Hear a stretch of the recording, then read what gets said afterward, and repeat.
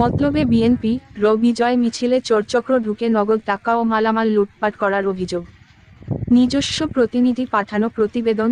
বৈষম্যবিরোধী ছাত্র আন্দোলনের এক দফা দাবির মুখে প্রধানমন্ত্রীর পদ থেকে পদত্যাগ করে দেশ ছেড়েছেন পালিয়ে যান শেখ হাসিনা।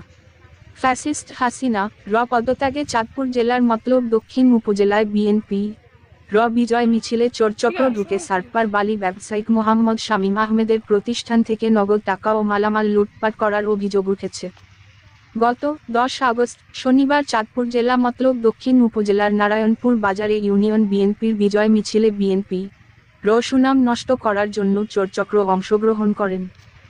জানা যায় শনিবার বিকাল ৩টার সময় নারায়ণপুর পৌরসভার বিএনপি ও জনসাধারণ মিলে আনন্দ বিজয় গণমিছিলে চিহ্নিত চোর চক্ররা ঢুকে সার্কপার ডাটিকাটা রোডে বালু ব্যবসায়িক মোহাম্মদ শামীম আহমেদের 10 লক্ষ টাকার মালামাল লুটপাট করে নিয়ে যান।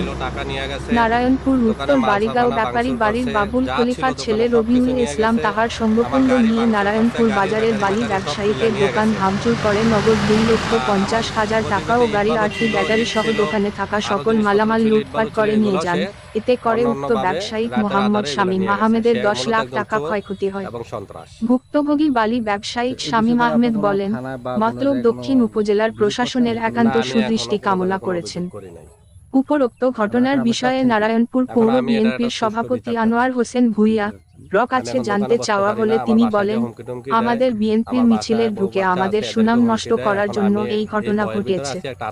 আমরা দ্বিতীয় স্বাধীন বাংলাদেশ পাওয়ার আনন্দে শান্তিপূর্ণভাবে মিছিলটি করেছেন বিএনপির সকল নেতাকর্মীরা। তবে চোরচক্রের কোন সদস্যকে আমি চিনি না।